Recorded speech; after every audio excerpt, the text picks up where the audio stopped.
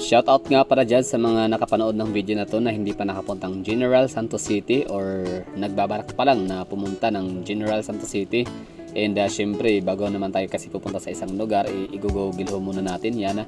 Maghahanap ho muna tayo ng mga feedbacks and reviews, no, sa mga taong naka-experience, nakapunta na sa mga ganong lugar, no. So for example, ako, ganun ako no, kapag pupunta ko ng isang lugar like bago sa akin, first time, so ang ginagawa ko ho, noon ako muna yung nagsisearch through Google, Facebook, and any vlogs, no, sa YouTube or kung saan man ang mga social media platforms, para makakuha ko ng ideya tungkol sa isang lugar, kung ano ba meron doon or anong gagawin, kung gano'n nga ba ka ganda ang isang lugar, accessible ba siya, mura ba pagkain, friendly ba ang mga tao, approachable ba, no? So yung mga ganong mga factors lang na kinoconsider ko ho talaga sa isang syudad na aking pupuntahan. So alam nyo, maliban sa mga approachable na mga tao, pagkain at magandang lugar, isa rin talaga sa pinaka big factor ho sa akin ang transportation system ng isang lugar, no. So for example, pupunta ho ako ng Baguio City, no. So hindi ako mamamroblema ho doon kahit hindi ko alam yung mga ruta, hindi ko alam yung mga kalye ho nila, yung kanilang mga lugar-lugar. Walang problema yon kasi meron naman talagang taxi, no. So just like Cagayan de Oro City, Cebu City, or some Metro Cebu, Metro Iloilo, Metro CDO, Metro Davao, or kung saan mang mga highly urbanized city dito sa Pilipinas, and mga metro cities na napupuntahan ko, napaka easy lang po talaga i-access yung mga lugar-lugar papunta sa mga destinations, no, na pupuntahan natin kasi meron ho talaga silang mga napakadaming mga taxi. So dito sa General Santos City, sasabihin ko ho sa inyo na wala ho talaga masyadong taxi ho dito nakikita. So kansi naman sa video, di ba? So ako, off cam, meron ako nakitang taxi dito, mga 2 or 3 lang yata, parang nasa palengke ng General Santos City, isa, tapos nakasalubong namin isa, tapos dito sa may Kalumpang din isa, no, na pinara ko pa ngayon kaso hindi naman nakabalik na, kaya ito sa tricycle ho tayo sumakay na lang. Papunta ho tayo nito ng isang subdivision sa may barangay Kalumpang lang din, no. So hindi ko na naalala ko anong pangalan ng subdivision na yun, basta rough road siya na medyo malikabok, no, parang bagong develop na siya na subdivision or village. So sumakay ho tayo ng tricycle at yun nga para mapuntahan ko rekta yung lugar, kasi mas maganda talaga pag tricycle or taxi, no, yun talaga, or habal-habal, yun talaga yung mga door to door kasi siya, no, para sa akin napaka-convenient ng ganung sistema ng mga transportasyon, kasi hatid ka talaga door to door. Tapos samantalang kasi pag mag-jeep, ang meron kaming pupuntahan dito na long lost friend, or sabihin nating family friend na matagal nang nawalay sa lugar ko namin, matagal na siyang nag-migrate dito sa General Santos City, gawa nung nakapagpangasawa ko siya na taga rito, like 2008 pa yun. So magti 20 years na nakalipas. So syempre bilang mabuting kapitbahay, no, na kahit hindi man kadugo, ang turing naman ay pamilya at kamag-anak, kaya parang isa rin tayo sa parang naglulong talaga na makikita rin sila personal at makumusta yung buhay ho nila at kalagayan ho dito sa General Santos City. So yun na nga ang sabi ho nung pinuntahan ho namin, wag kami sumakay ng tricycle, kami ay mag-jeep na lang, or mag-modernized jeep or e-jeep or yung minibus, no. Ngayon ang naisip ko, walang problema yon, although okay naman yung kanyang instruction and guide na yung Karatolang Kalumpang ba yun, basta meron siyang sinabi nun na kailangan may nakalagay na signboard sa minibus sa jeep. Pero hindi na ako nakabalang sundin yun, kasi yun na nga, meron namang tricycle, mas maganda pat hindi ka na problema na magtitingin-tingin baka kayo lumagpas na sa sinasabing landmark, di ba? So pag sinabing sa kanto na ganito, papasok pa loob, parang sa kabilaan ganito, may mga ganyan. So ayaw ko mag-isip ng ganun. So gusto ko na lang talaga yung ihatid na lang, no, ng tricycle driver kaysa sa mag-jeep. So ang dami mong babantayan. So yun pala, bungad lang pala talaga ng bahay niya kung sinunod lang ho namin yung suggestion in the guide or yung instruction ng aming kapitbahay, edi sanay hindi na kami mamamasahin ng 150 pesos. Yes, 150 pesos po yung binigay ko sa tricycle driver, pero prerogative ko ho yun, binigay ko ho yun ng walang pag-ibig balikat, wala kumbaga buhal sa puso, kasi ang pamasahe kasi na hinihingi niya ay 100 pesos lang sa amin dalawa, kumbaga 50 pesos per head. Pero parang feeling ko talaga ang layo, no, parang basta nakaka-disturbo, parang yun ang nararamdaman ko, no, parang Although sabihin man natin na obligasyon po talaga ng mga tricycle driver, sinumpa ang katungkulan ho na yun na ihatid yung mga pasahero, bawat pasahero sasakay ho sa kanila ng maayos at ligtas.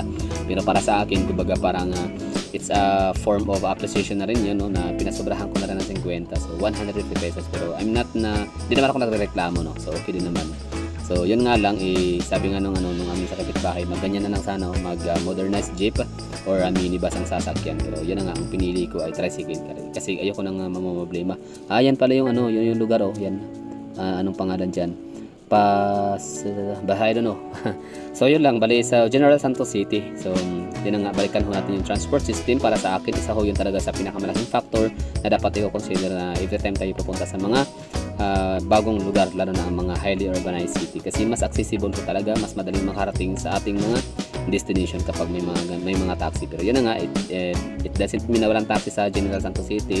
I mean, it doesn't mean na walang masyadong taxi sa Gensan, hindi na accessible ang Gensan. No, accessible pa rin siya kasi nga mayroong tricycle na kahit pa sa akin it seems inconvenience talaga siya, like parang hindi ko talaga trip na magka-tricycle lagi gawa nung napakainit, alikabok, and yun na nga, minsan hindi rin alam ng mga tricycle driver ang mga lugar na pupuntahan ko natin. So ako yung nasistress, so no video, parang basta nasistress ako, so minsan iniwasan ko yung ganong scenario or yung ganong experience. So gusto ko hayahay lang talaga, no, yung sarap buhay lang talaga na magbiyahe.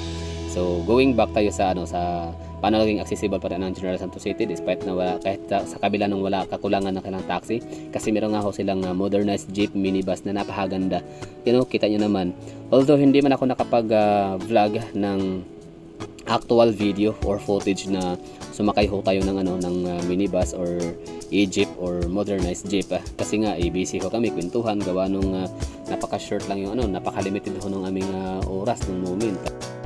Kaya kahit sa jeep lang ho kami, hindi pa kami nakarating sa aming pupuntahan pupuntahang lugar, kasi mula rito sa lugar na to na pinupuntahan ho namin sa may Kalumpang, Santa Elena Heights, pupunta ho kami ng Chongson Arcade para maghapunan, kasi kakain ho kami ng napaka-fresh, napakasarap ng mga tuna bili, na hindi pa talaga dumaan siguro sa ice yun, yun ang sabi ng kapitbahay namin taga rito sa Gensan, kasi syempre sila yung nakakaalam nun.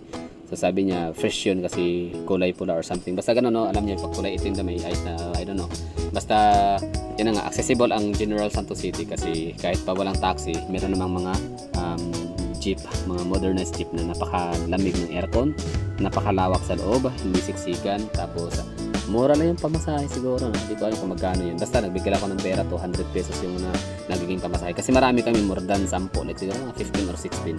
So ganun kami kadami, so kasya lang yung 200. Sobra ka, try ka malakay, takay report o niya, tagat ang mitanaw karon na LTO RBA o taga LTO, wa sila mahimo, kaya ka maning kapubuton, no? Kumbaga, willing man kumubayad ng 100, no? Naman, sige ako kung makita yung ginamro, mataha ka kay nanay, baba, ang balita ang ginagawa. Okay.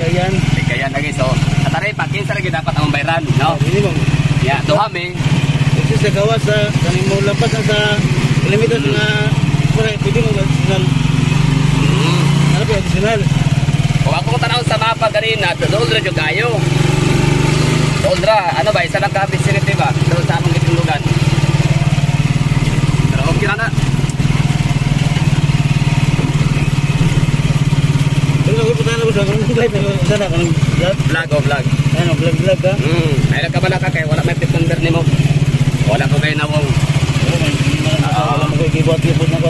Oy, wata ka ba? Basiday mali na imo. Basiday ka nang basiday ka na pasa ng 50 mo. Ingon ang mga tawa, mahal ra kay na i-report na. Ano kay maligod na ako? Siyempre, mga nanggagay na langani ka mo bang kaya sa... So kanay mo ang presyo nga 50-50, mali na. Mali din na kay? Yun. Please, no. Lalo kayo, no? Alam na sa... Okay ra na, may buti mo na. Okay na mo, naman din yung kulay. Yan, mamapangutang ako, dagpila man ang ko. Ana din na siya. Okay. Pero para nako, kung ako, dili mo kutuputan ang pasayro, para tako, di ba? Nanay tag 50 na ano ba, nag-budget ba nga pamasahe ba? Kasi magbaktas, ikaw daw, sige daw. Magbaktas daw, bayaran ka kagano, bagkasa. Lang din, naging isa dre.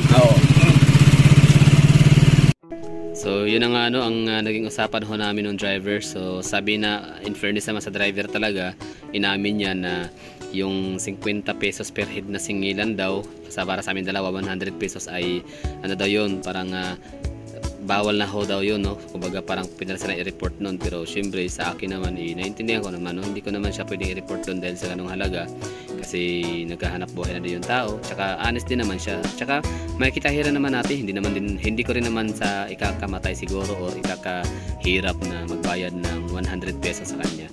So alam nyo sa pagiging dahil sa sobrang honest ni Kuyang Driver, no, inamin niya, kumbaga nagpakatotoo talaga siya, hindi siya nagpapakahipokrito, no.